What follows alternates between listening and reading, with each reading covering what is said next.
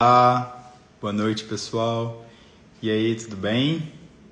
Depois de 4 semanas, um mês de recesso, as 3 semanas que eu comuniquei aí que eu ia estar ausente, e a semana adicional que eu precisei estender o recesso, comuniquei na semana passada, infelizmente em cima da hora.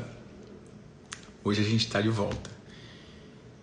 Também foi um dia super corrido e praticamente abri a porta de casa e sentei aqui na mesa para poder fazer a nossa live acontecer. Então, geralmente estou aqui de camisa branca, nem deu tempo de trocar.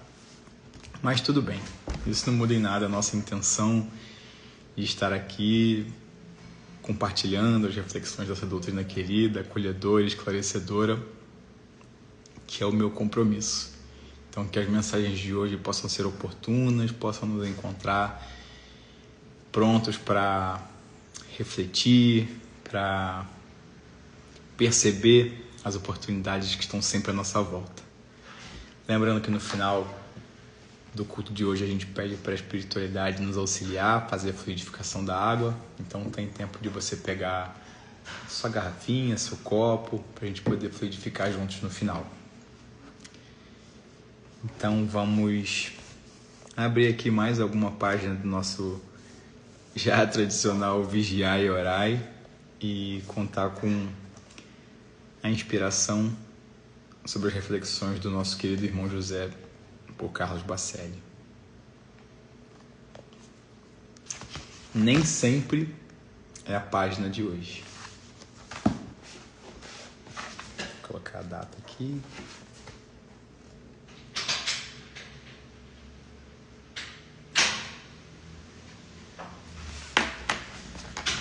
Nem sempre.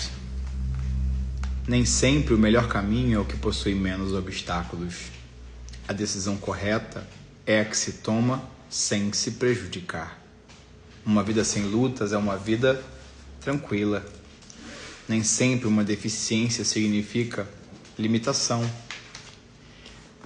Nem sempre o impedimento é prejuízo.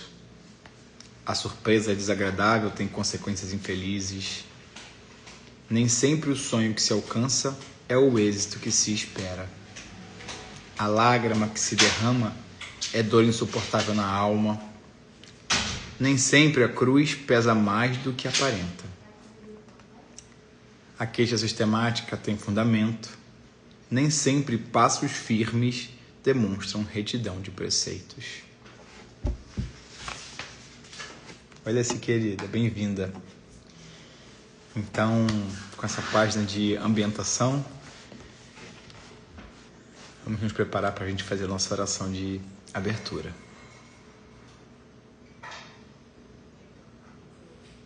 E assim, nos colocamos em busca da atmosfera, da ambiência que permita aos nossos amigos espirituais, aos nossos mentores,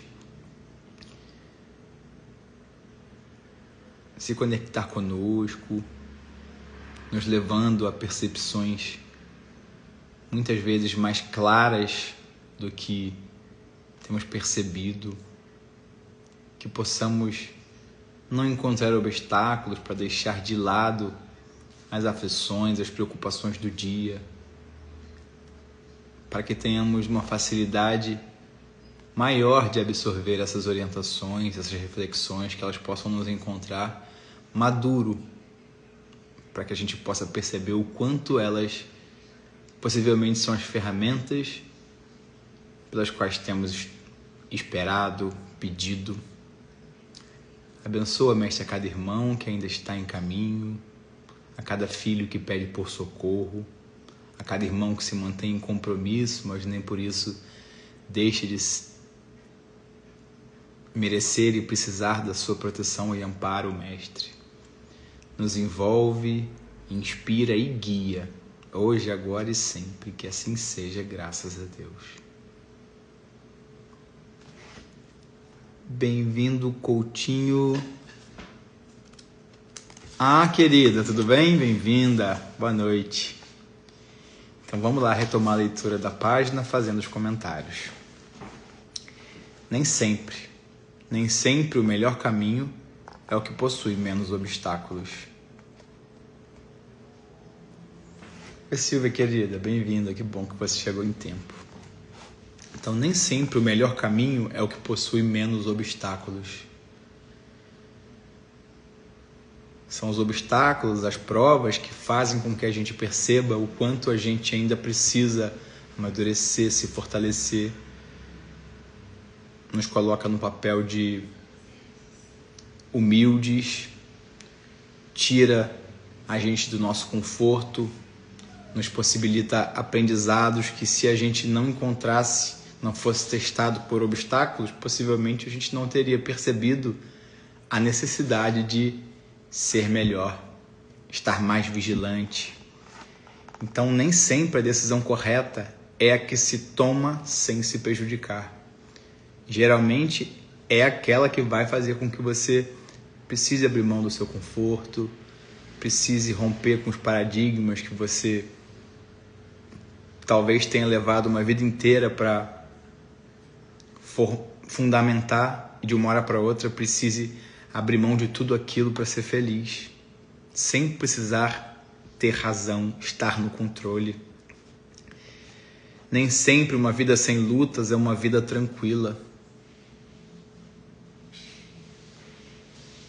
Quantas vezes a gente observa outros irmãos, aparentemente muito tranquilos, muito equilibrados, mas a gente não tem a oportunidade, muitas vezes, de conhecer de perto quais são as batalhas que esse irmão vem travando.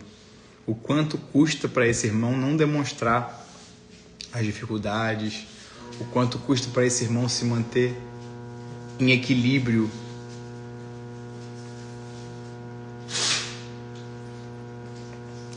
Nem sempre uma deficiência significa limitação.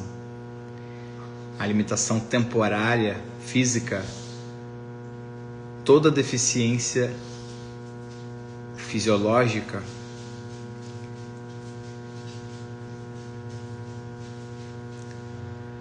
teve anuência e participação de quem experimenta na escolha, no planejamento dessa encarnação. Sabe-se lá quais foram os excessos que nós nos permitimos em outras existências e que precisamos desse recurso para nos auxiliar a seguir de forma mais ponderada. Então, nem sempre uma deficiência significa limitação. A limitação que é física não necessariamente limita o espírito do raciocínio, limita a condição moral.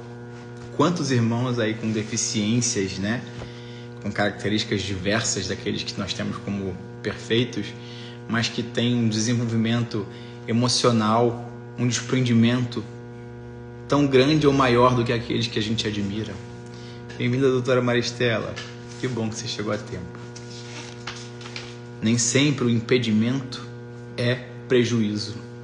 Quantas vezes a gente se sente impedido de avançar e se percebe tão frustrado, e à medida que o tempo vai passando, a gente percebe que foi exatamente aquele impedimento que fez com que você deixasse ir algo que você não tinha consciência do quanto era prejudicial para você naquele momento. Mas a maturidade te trouxe essa clareza. Bem-vindo, Juan. Que bom ter você aqui. Nem sempre a surpresa desagradável tem consequências infelizes. Quantas vezes, assim como a frase anterior trouxe pra gente como reflexão, quantas vezes a surpresa se torna desagradável porque vem frustrar planos com os quais a gente nem tinha noção de que seriam tão prejudiciais, nem tínhamos nos dado conta, avaliado o suficiente para perceber que, na verdade, aquela situação que você achava que era muito boa, na verdade, te aproximava da sua essência, te afastava da sua essência, te afastava do convívio de quem você ama, te afastava dos seus propósitos, dos seus valores. Bem-vinda, Glória! Que bom ter você aqui. Nem sempre o sonho que se alcança é o êxito que se espera. Quantas vezes a gente cisma com uma coisa, a gente constrói uma crença e a gente passa anos ali se desdobrando, investindo energia, abrindo mão de tantas outras coisas para fazer aquilo acontecer. E aí quando a gente concretiza aquela escolha, aquela situação, a gente percebe que nem valeu a pena. Ou a gente se modificou e a gente passou a não dar mais valor àquilo que lá atrás era importante. Nem sempre a lágrima que se derrama é dor insuportável na alma. A gente também chora de alegria, a gente também chora de emoção. Nem sempre a cruz pesa mais do que aparenta.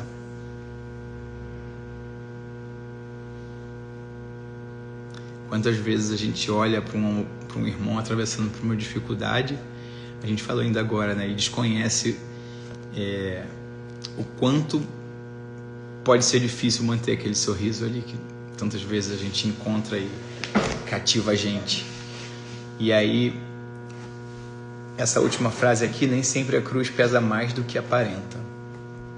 Quantas vezes a gente olha os irmãos, né, atravessando uma prova e acha que aquilo está sendo muito difícil, que você talvez não suportaria, não conseguiria lidar com o mesmo testemunho de fé que aquele irmão. E você está se medindo com a régua dele. Você está medindo as escolhas, as experiências dele com a sua régua.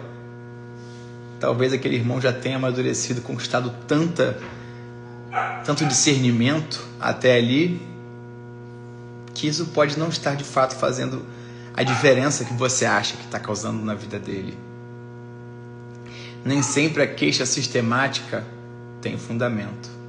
Quantas vezes a gente se queixa repetidas vezes, não pelo problema em si, mas para demonstrar que a gente está carente, que a gente quer atenção, que a gente não superou alguma questão. Nem sempre passos firmes demonstram retidão de preceitos. Muitas vezes a gente acha que a caridade, que a evolução está somente dentro dos templos, dentro das religiões, dentro das crenças, e a gente tem muitos bons exemplos de pessoas que praticam a caridade, que são iluminados, que são super evoluídos sem necessariamente ter uma crença. Ou às vezes a gente olha para uma pessoa e acha que ela é muito ponderada, muito equilibrada, porque ela é controlada, mas você não sabe quais são os conflitos que ela age internamente.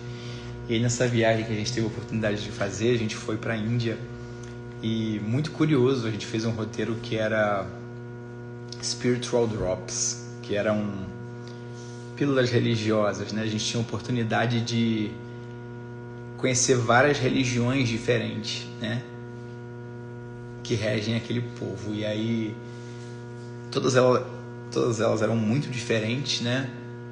Muito antigas, a maioria, as mais novas eram mais antigas do que o nosso país, por exemplo, mas todas elas tinham pontos centrais muito coerentes com a da doutrina espírita. E muitas pessoas vão para a Índia, né, em busca de contato com a espiritualidade, de aprofundamento do seu olhar espiritual. E foi muito reconfortante para mim estar lá e perceber uma fala que eu ouço dentro da doutrina há muito tempo. Não de que todos vão se tornar espíritas. Faz muito sentido para mim essa religião, essa doutrina. E pode ser que para você não faça nesse momento e nem venha se tornar, em algum momento, você venha se tornar espírita. Essa fala diz pra gente que o espiritismo é a religião do futuro. Não porque todos se tornarão espíritas, mas porque todos virão a compreender as orientações que a doutrina espírita vem esclarecendo pra gente. Então, em todas as religiões que a gente via o princípio reencarnacionista, o princípio do karma, o princípio do dharma, que para eles seria a questão do propósito. E a gente, no meio de uma sociedade caótica aos olhos ocidentais, né, a gente conseguir perceber que todos eles, a maioria deles pelo menos, se preocupa com karma, e que isso independe da sua orientação religiosa, da sua escolha, se você se batizou, se você não se batizou, se você vai, se você não vai. O quanto você colabora ou deixa de colaborar está diretamente conectado ao seu karma. É você movimentando o ciclo virtuoso com o qual você está inserido. Então foi muito especial e foi uma reafirmação de tudo que eu tive acesso de forma muito abençoada desde que eu tive a oportunidade de reencarnar nesse planeta, no meio dessa família espírita, crescer nessa casa espírita que me acolhe, que me esclarece tanto. Então, às vezes a gente fica se questionando, né, o quanto a gente... Eu estava até conversando com uma amiga esse final de semana, que às vezes a gente se cobra muito, sempre em busca de oportunidades de retribuir o tanto que a gente tem, o quanto que a gente recebe. E aí a gente fica se questionando. Só um instantinho. Amor, a pipoca quer entrar. Desculpa, gente, me perdi. Às vezes a gente se cobra muito. A gente se cobra muito e aí a gente acha que nunca é o suficiente, né? Essa amiga comentou, mas a doutrina espírita faz isso com a gente, né? Porque a gente acha que a gente sempre está devendo, que a gente sempre poderia fazer um pouco mais. E, de fato, que a gente peque pelo excesso em se doar, em modificar as nossas más tendências, em entregar, do que pela falta. Do que a falta de estímulo, a falta de ambiência, a falta de outros irmãos que nos impulsionem a encontrar a nossa melhor versão. Mesmo que a gente ainda não esteja certo de que a gente... ainda que a gente não se sinta pronto para colaborar, mas o convite sempre chega para que você não deixe de testemunhar, de retribuir, de oferecer o seu melhor, de oferecer um caminho que, no meu caso, sempre foi tão especial para quem talvez possa estar precisando desse farol. Muito boas as reflexões dessa página do Vigiai e Orai. Vamos encontrar alguma página que a gente não tenha lido aqui. Opa, no Minutos com Chico Xavier, do José Carlos de Luca.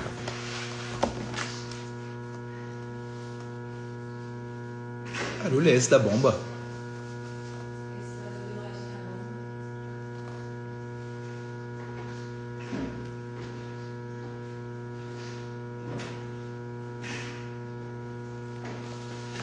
Um instantinho, vou desligar esse barulho porque eu não sei se vocês estão conseguindo me ouvir por causa dele, aqui tá tão alto.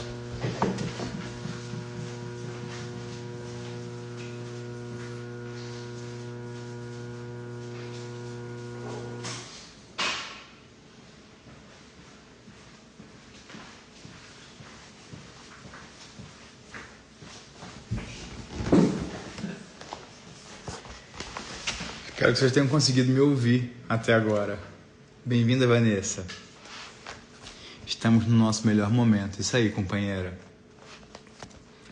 Momento esse muito aguardado, com o qual nós temos nos preparado muito para estar aqui hoje. Então, ainda que a gente se sinta fraco, não se sinta forte o suficiente, acho que a gente não tem condições de seguir, que a gente tenha fé de que a gente está há muito tempo sendo preparado, há muito tempo comprometido com o momento que nos encontra. E que o que se apresenta como desafio, como dificuldade na sua vida nesse momento, não te encontra sem que você esteja com todos os recursos para ultrapassar por essa prova ao seu alcance.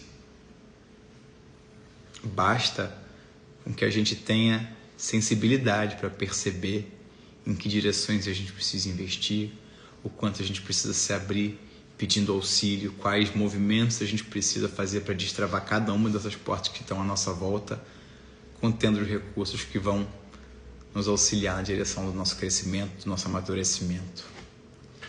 Bem-vinda, Daniela. Então vamos lá, degraus para a queda. Devo confessar que quase todos os desastres do pretérito tiveram origem na minha imprevidência e absoluta falta de autodomínio. Essa reflexão é de Lísias, no livro Nosso Lar, de Francisco Cândido Xavier. Creio que milhares de pessoas endossariam essa confissão de Lísias, enfermeiro do serviço de saúde da colônia espiritual conhecida por Nosso Lar. Olhemos para nossas dificuldades e verificaremos que, no mais das vezes, faltaram-nos previdência e autodomínio no trato com diversas situações. Quantas vezes a gente para avaliar, para fazer uma autoanálise do quanto nós nos precipitamos na direção dos incidentes, dos insucessos que nos encontram. Muitos problemas poderiam ter sido evitados se fôssemos mais cautelosos e se tivéssemos maior controle emocional antes de assumir essa ou aquela atitude impensada. Não é porque faz sentido na sua mente que é lícito que você se destempere, que você brigue com outra pessoa por um princípio que só faz sentido na sua mente, é coerente, é ético, você deve ceder. Bem-vindo, Andrade.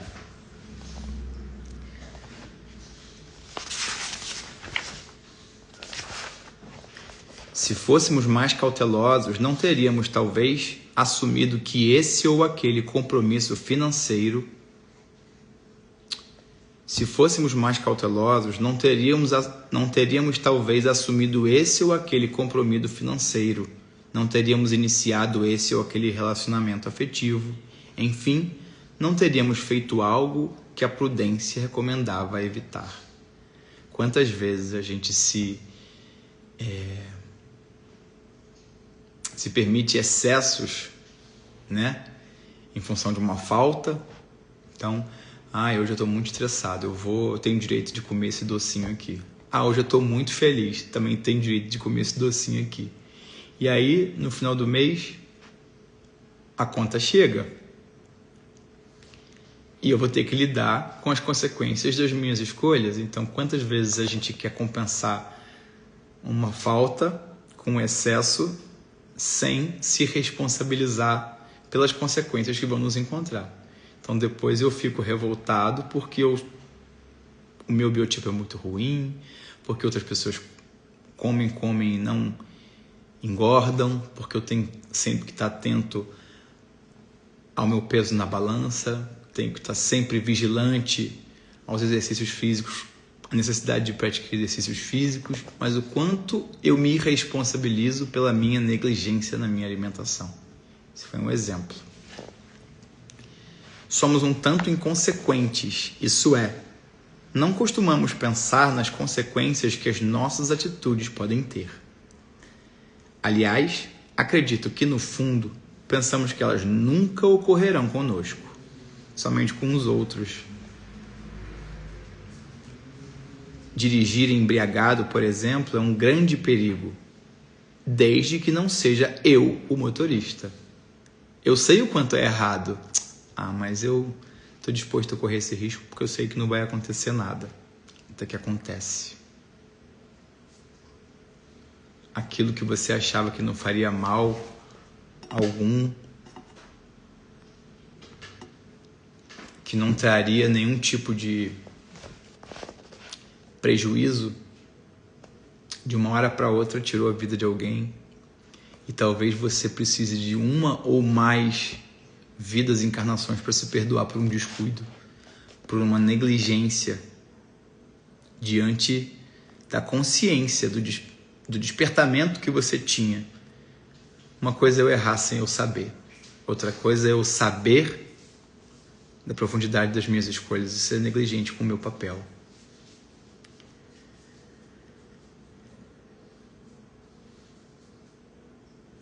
Lísias menciona sobre a importância do autocontrole. Temos essa faculdade em nossas mãos e não o utilizamos. A gente tem livre-arbítrio. Bem-vinda, Camila. O nosso livre-arbítrio é a bênção que nos permite exercer a nossa soberania sobre as nossas escolhas. Ainda que você esteja num meio totalmente adverso, você tem a oportunidade de exercer o seu livre-arbítrio. Corroborar aquela realidade ou perceber que aquilo não faz mais sentido para você. Que chegou o momento de você romper com aquela estrutura, com aquelas relações, lutar contra as suas próprias más tendências. Tudo me é lícito, mas nem tudo me convém.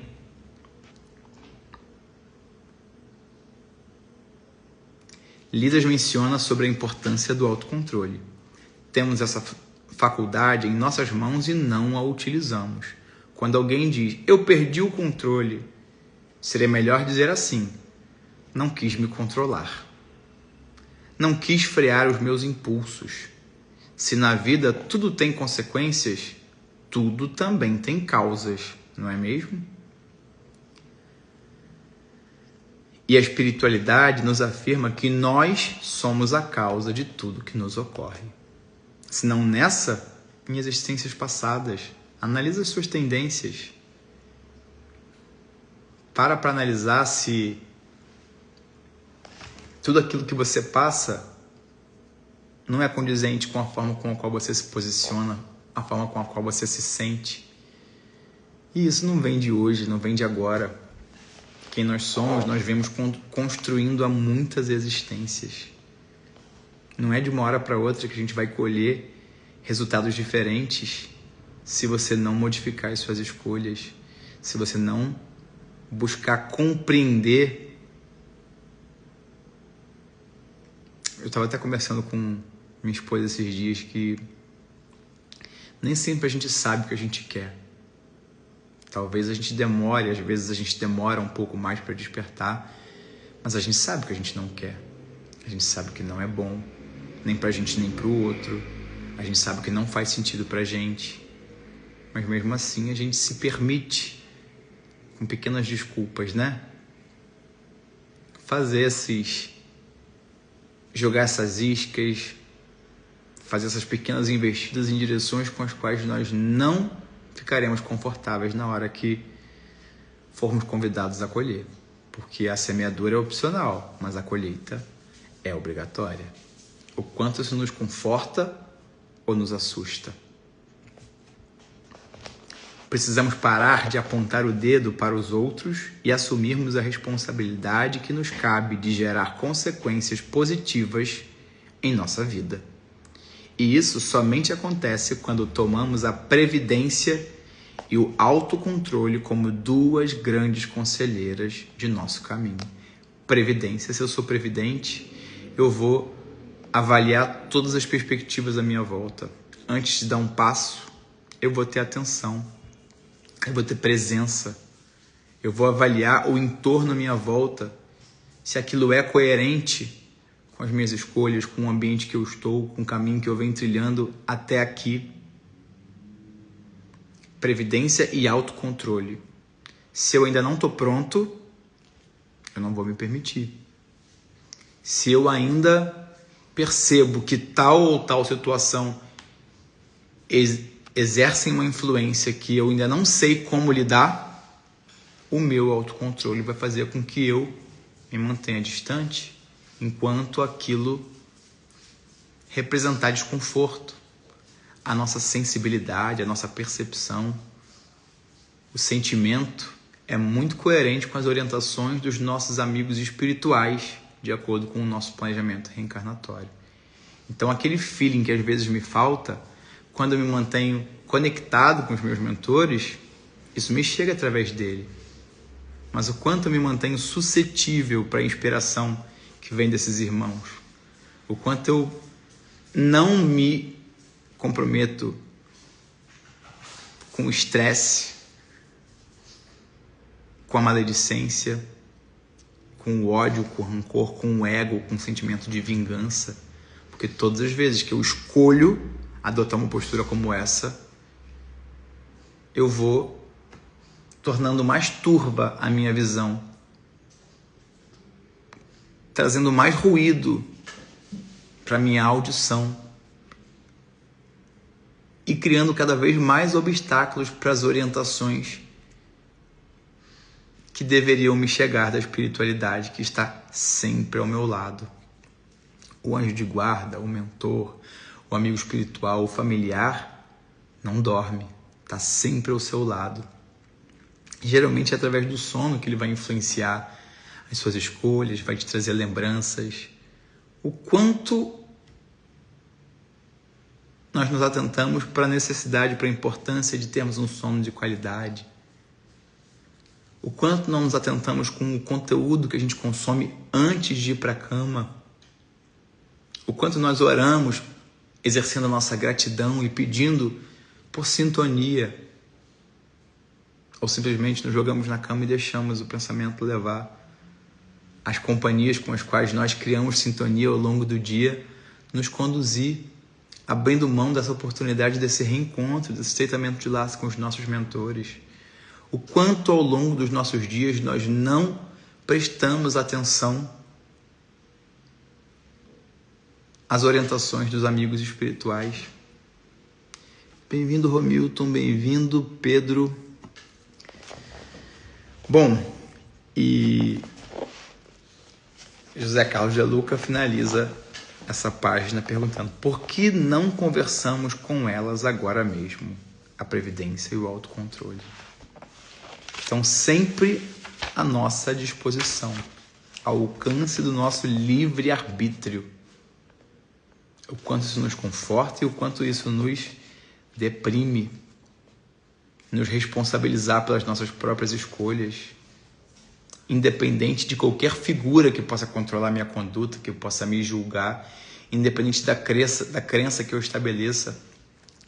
Lá, ainda falando da viagem que a gente fez, né?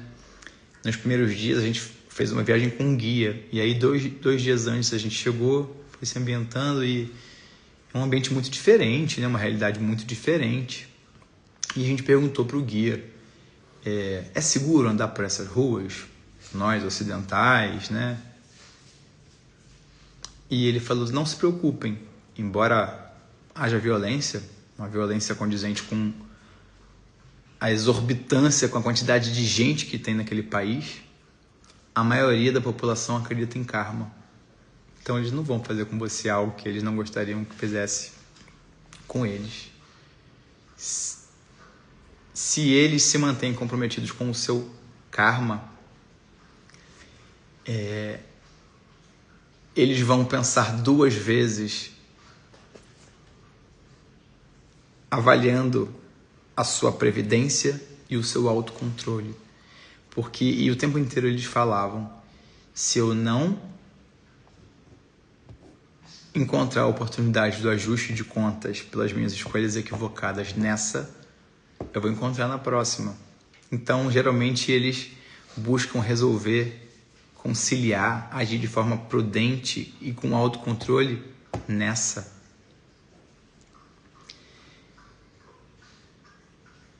Eram muitos insights. Aos poucos, nos próximos cultos, a gente vai ter oportunidade de refletir um pouco mais sobre isso.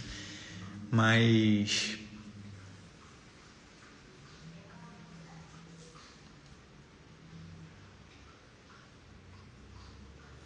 a gente foi em alguns templos, né, em que tinham trabalhos assistenciais maravilhosos e a gente não encontrava ninguém ali com uma camisa dizendo que era o responsável, que estava à frente, com diretrizes. Simplesmente sempre tinha alguém comprometido com alguma das líderes daqueles templos. Sempre tinha alguém trabalhando. Então, a hora que você chegasse, não interessava quem você era, de onde você vinha, qual era a sua crença, se você era ou não batizado, comprometido, quanto tempo você estava ou não ali. Se você estava disposto a servir, você ia encontrar a oportunidade de servir. E você ia, na hora, ver o quanto o seu investimento, a sua renúncia, o seu comprometimento entregam na direção do seu semelhante. ricos, pobres, todos sentavam da mesma forma no chão para comer, para ter as mesmas experiências, para receber o mesmo tipo de acolhimento. A gente vê isso em escalas muito menores, né? A gente acredita, a gente compreende, mas o quanto a gente assimilou e o quanto a gente é prudente em exercer essas habilidades no nosso livre-arbítrio em nosso favor. O quanto eu movimento o karma. Muitas coisas eles falavam assim, ai, que sorte encontrei isso. Eles, good karma. Ou seja, o que você está colhendo de bom foi um bom karma com o qual você se comprometeu. Eles falavam assim, se você vê algum irmão atravessando uma dificuldade, você tem que estar pronto para ajudar. Mas você não vai se intrometer no karma daquele irmão, porque ele está ciente de que ele está passando por uma questão com a qual ele precisa de um ajuste de contas. Se ele pedir a sua ajuda, ele achar que deve, você deve estar disposto e pronto para ajudá-lo. Mas você não vai interferir no karma do outro. Então, todas as questões com as quais você lida e você busca se libertar fazem parte do seu karma, enquanto você busca o seu dharma, que é o seu propósito. Enquanto você não encontrou o seu dharma, que você se mantenha acessível à espiritualidade que te orienta e te influencia, te inspira na direção dos propósitos com os quais você também se comprometeu ainda no plano espiritual. Tudo aquilo que eu nem sabia que eu tinha como um preconceito, eu cheguei lá e fui revirado ao avesso e percebi que, na verdade, nós somos os equivocados. Nosso ponto de vista é o equivocado porque a gente ainda é muito infantil diante de tudo aquilo que a gente não conhece e julga. Mas vamos ter outras oportunidades de conversar mais sobre esse choque cultural. Degraus para a queda, então, foi a página dessa noite de Minutos com Chico Xavier. Agora a gente vai encerrar o culto de hoje, fazendo a nossa oração, pedindo a espiritualidade para fluidificar essa água em nosso favor. Vamos lá? Mais uma vez, aqui nos colocamos diante de Ti, Senhor, agradecendo por mais essa oportunidade de comunhão com as Suas orientações, com as Suas reflexões. Permita, Mestre, que nós possamos assimilar essas reflexões, percebendo em que pontos elas guardam semelhança com os nossos equívocos, com as nossas carências, com as nossas necessidades de atenção, reinvestimento. Abençoa, Mestre, as minhas escolhas, que eu possa ser justo, ser manso, amoroso. Abençoa os meus caminhos, envolve os meus familiares, abençoa o meu lar, assim como o de cada um que aqui veio nessa noite compartilhar desse momento de comunhão, Mestre, contigo. Que os nossos lares possam contar com a presença dos nossos amigos espirituais e que aqui eles possam propagar a sua luz, que ela possa contagiar os nossos vizinhos, os nossos amigos, os nossos amores, os nossos adversários, que nós possamos ter a oportunidade de dissolver toda e qualquer aresta que tenhamos edificado na direção de algum outro irmão. Não deixa, Mestre, de complementar essa água, transformando ela, manipulando os fluidos para que ela se torne o bálsamo capaz de nos auxiliar na direção do nosso fortalecimento. Segue conosco, Mestre, hoje, agora e sempre. Que assim seja, graças a Deus. A você que gentilmente se dispôs em compartilhar comigo dessas reflexões, desses minutos aqui. Hoje até que foi bastante, ficamos 40 minutos juntos aí. Não deixe de compartilhar as reflexões que possivelmente vão fazer sentido para outras pessoas também. Então, se você ainda não se inscreveu, se inscreve no nosso canal do YouTube, ajuda a gente a propagar nessa outra plataforma essas reflexões para outros irmãos. E aqui também não deixa de encaminhar, mandar esse aviãozinho para quem você achar que não por acaso passou pela sua mente durante o culto, mas que você achar que vai fazer sentido. Então, um beijo grande, fica com Deus.